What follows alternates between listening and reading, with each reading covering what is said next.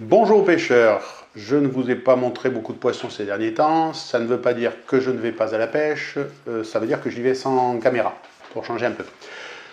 Je vais vous faire une petite vidéo qui concerne la truite. La truite aux appâts, donc plutôt au toc, et la manière dont je procède, la solution que j'ai trouvée, la plus pratique, la plus simple, la plus efficace. Alors, pour pêcher la truite, aux appâts, il y a en gros trois grandes séries de montage, trois écoles. D'abord, il y a le toc traditionnel avec une plombée relativement lourde, faite de plusieurs plombs. Le but, c'est de descendre sous le sillon de la canne dans les trous ou le laisser légèrement partir dans les courants. Et avec l'autre main, de tenir le fil, on sent le fameux toc. Donc on a un bas de ligne plus ou moins long,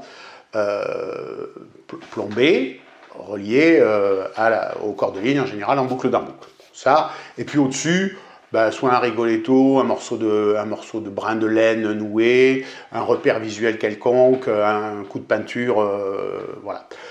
Ça, c'est le toc, je dirais, classique, plus répandu. Cette méthode donnait lieu à un développement technique, notamment de la part des Italiens, qui s'appelle la Trotta Torrente, et qui a permis de développer la compétition de pêche aux appâts naturels de la truite, avec des cannes très longues, jusqu'à 13 mètres, toujours pour pêcher à l'aplomb du sillon, sans nécessairement rentrer dans l'eau, avec des plombées variables. Donc la corone, que les Italiens appellent, c'est une succession d'un grand nombre de petits plombs.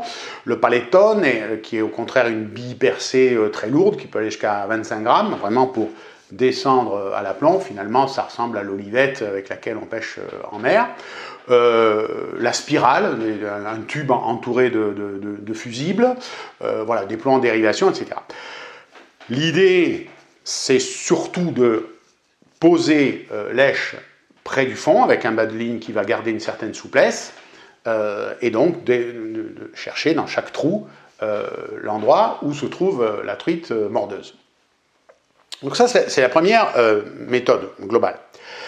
La deuxième manière, c'est la dérive naturelle avec un certain nombre de plombs, souvent dégressifs aussi, mais dont le but cette fois n'est pas de poser sur le fond, mais de laisser partir dans le courant.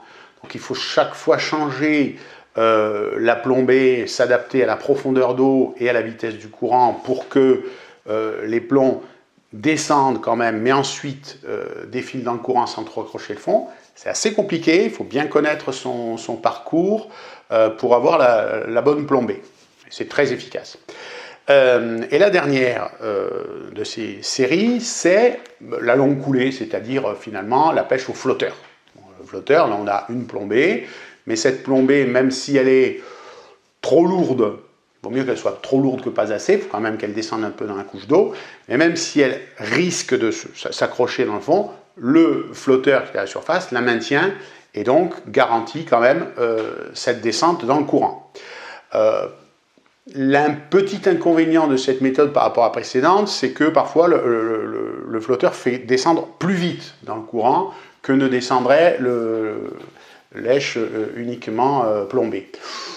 Après, ça se discute quand on voit la vitesse à laquelle on ramène une cuillère qui descend le courant, le poisson arrive à s'en saisir. Voilà les trois méthodes, grosso modo, les trois grandes familles qui existent. Alors, moi, dans la rivière où je pêche le plus souvent, vous l'avez vu peut-être sur des vidéos et sur les conseils d'autres pêcheurs, je pratique avec un petit flotteur et puis 0,6 g de plomb qui descendent tranquillement dans le courant. Ça marche très très bien. Si on enlève le flotteur, selon les courants, ça fonctionne aussi. Donc on revient à la dérive naturelle. Mais il nous reste parfois des trous et on voudrait caler sur le fond. Alors, ce que je vous propose de regarder, c'est la manière dont je procède pour passer de l'une à l'autre de ces méthodes en quelques secondes sans avoir à remonter toute la ligne, mais pouvoir bénéficier de chacune des techniques, le flotteur, la dérive naturelle sans flotteur et la plombée lourde pour tenir le fond quand c'est nécessaire. Donc on va regarder le montage que je mets en œuvre, et vous verrez, c'est très facile. Voici le montage. Nous commençons par le corps de ligne en 1800e, le petit bobber qui est un système qui se met avec une vis, on peut le mettre après coup, on n'a pas besoin de l'enfiler, ça c'est très commode.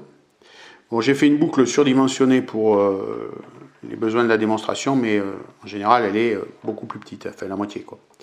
Voilà. Deuxième élément, le bas de ligne. Donc le bas de ligne, un hameçon. Une dizaine de centimètres plus loin, deux petits plombs numéro 1, donc ça fait 0,3 g à chaque fois, ça fait 0,6 g, et puis le reste du fil avec une boucle, en gros 40 cm de bas de ligne. Et puis, troisième élément, un petit morceau de fil avec une boucle. Alors comment est-ce qu'on procède avec tout ça? On va superposer les deux boucles, le bas de ligne et puis cette boucle supplémentaire, on met comme ça. On prend notre boucle du corps de ligne, on rentre la boucle du corps de ligne à l'intérieur des deux autres, voilà, on va tenir le tout. Ensuite, le petit morceau de fil supplémentaire, on va le passer dans la boucle du corps de ligne, ici, et l'hameçon avec ses plombs, donc le bas de ligne, on va aussi le faire passer tout ça dedans. Une fois que les deux boucles sont passées ici, on fait du boucle dans boucle, mais double. C'est-à-dire que, boucle dans boucle, il va y avoir deux boucles qui viennent s'agripper à la boucle du corps de ligne, celle du bas de ligne et celle du petit morceau de fil supplémentaire. Voilà, et tout est noué ici. Et voilà. Et bien c'est terminé, quasiment. Qu'est-ce qui va se passer? On va avoir ce morceau de fil qui est en plus, mais qui n'est pas vraiment gênant. Encore une fois, là, j'ai fait la boucle trop grande, hein, pour la commodité. On va pouvoir pêcher, normalement, avec notre hameçon, nos deux plombs qui vont partir dans le courant ou qui vont être entraînés dans le courant par le bobber qu'on peut mettre ou enlever. D'accord? Au moment où je veux pêcher sur le fond, qu'est-ce que je fais? Je prends mon petit morceau de fil supplémentaire, je prends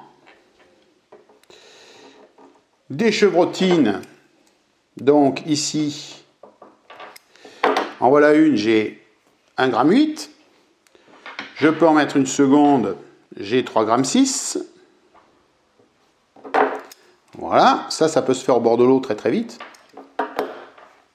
et là, à ce moment-là, lorsque je vais poser ça sur le fond, je peux en mettre une troisième hein, si j'ai besoin de plus de plomb, je vais poser ça sur le fond. Mon bobber, soit je l'enlève, soit je le remonte beaucoup plus haut pour qu'il me serve juste d'indicateur visuel pour voir ma ligne, hein, sans plus. Et là, je pêche en plombé. Alors si je veux remonter ces deux petits plombs à la jonction ici, je peux, hein, mais ils peuvent rester tout à fait là où ils sont. Ceci me stabilise ma ligne dans le fond, et j'ai mon bas de ligne qui s'en va un petit peu dans le courant. Et là, je peux poser sur le fond, là j'ai 3,6 g, si j'en mets un troisième, etc., ou je me mets même plus lourd, en fonction de ce que je veux. Lorsque je veux revenir à ma pêche initiale, c'est très simple, je prends mes plombs, je tire dessus, je les retire, et à la maison, je pourrais les réouvrir avec une lame de couteau et m'en resservir. Et je repars avec, je les mets dans la poche, et je repars avec ma ligne originale, et le petit bout de fil qui est ici ne me gêne pas. L'intérêt de ce petit bout de fil, vous l'avez compris, c'est déjà de pouvoir les mettre et les retirer, mais c'est aussi qu'on a une pêche en dérivation, c'est-à-dire que le poisson, quand il va tirer sur le bas de ligne, il ne va pas sentir tout de suite la résistance des plombs, puisqu'ils sont en dérivation sur autre chose. C'est-à-dire que nous, on va le sentir de l'autre côté avant que la résistance ne soit perceptible. Voilà, donc c'est très simple, hein, c'est du boucle en boucle, et avec ça, on peut pêcher le fond, on peut pêcher le courant, et surtout, on passe de l'un à l'autre en quelques secondes, vous l'avez vu, pour fixer deux chevrotines et les retirer, franchement, c'est très très très rapide. Voilà. Bien, et bien si cette petite astuce vous a intéressé, j'en suis très content.